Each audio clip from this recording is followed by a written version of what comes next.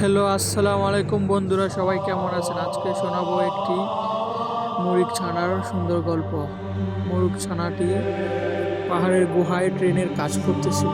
হঠাৎ একটি ইঁদুরের বাচ্চা পাথরের নিচে পড়ে যায়, সে উদ্ধার করে। তারপর একটি মহিষের সাথে কথা বলে এবং কাজ করে ওরা।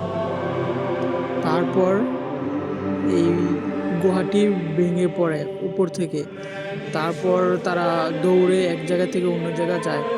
তারপর মুরগ ছানাটি একটা গুহা খুঁজে পায় এবং তার সাথীদেরকে নিয়ে এই গুহা থেকে বের হয়ে যায়।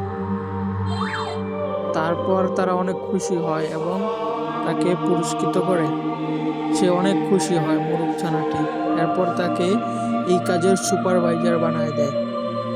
তারপর সে এখন অনেক খুশি এবং ইঁদুরটি নিয়ে কাজ সম্পূর্ণ করে এবং ওদিকে ছুটে বেড়ায়।